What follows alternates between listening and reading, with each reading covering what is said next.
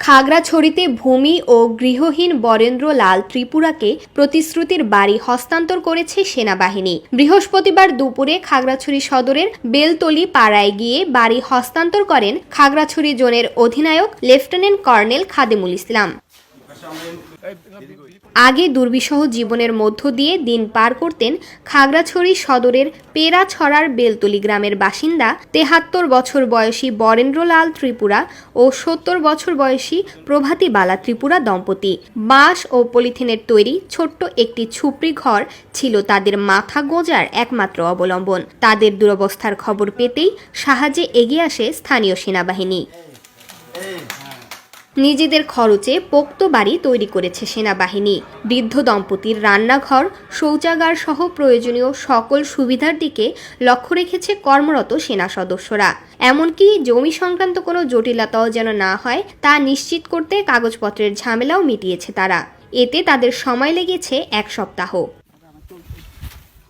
সেনাবাহিনীর সূত্র জানায়, গত ২৭ জানুয়ারি হতদরিদ্র বরেন্দ্রলাল ত্রিপুরার মানবেতর জীবনযাপনের কথা শোনেন খাগড়াছড়ি রিজিয়নের কমান্ডার ব্রিগেডিয়ার জেনারেল শরীফ মোহাম্মদ আমান হোসেন। তাৎক্ষণিক তার পাশে দাঁড়ায় খাগড়াছড়ি রিজিয়ন। প্রতিশ্রুতি দেন বাড়ি করে দেওয়ার। সে প্রতিশ্রুতি মতে তাকে বাড়ি করে দেওয়া হয়। বাড়ি নির্মাণের সার্বিক তত্ত্বাবধান করে খাগড়াছড়ি সেনা জোন। সম্মানিত রিজিয়ন কমান্ডার এক টাকার আহার একটা প্রোগ্রামে ছিলেন।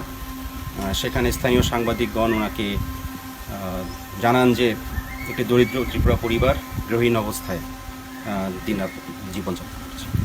তৎক্ষণাৎ উনি সেখান থেকে আমি সহ এই লোকেশনে আসি এবং স্যার নিজে সরজমিনে এই বাড়িটি দেখার পরে আশ্বাস প্রদান করেন যে আমরা এখানে একটি গৃহ নির্মাণ করে দিব।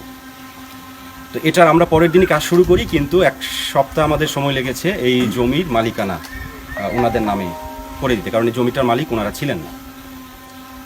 পরবর্তীতে আমরা দ্রুততার সাথে কাজটি সম্পন্ন করি এবং ওনাদের যেটা প্রয়োজন ছিল সেটার বাইরেও আমরা অতিরিক্ত টয়লেট এবং আমাদের নিজস্ব অর্থায়ন থেকে এবং স্থানীয় প্রশাসনের এসডিসির সহযোগিতায় আমরা এই কাজটা সম্পন্ন করেছি। বাড়ি হস্তান্তর করার সময় সার্বিক বিষয়ে নজরে রাখেন লেফটেন্যান্ট কর্নেল খাদেমুল ইসলাম। ভবিষ্যতেও পার্বত্য চট্টগ্রামে শান্তি শৃঙ্খলা বজায় রাখার পাশাপাশি আর্ত মানবতার সেবায় সেনাবাহিনী পাশে থাকবে বলে জানানো হয়।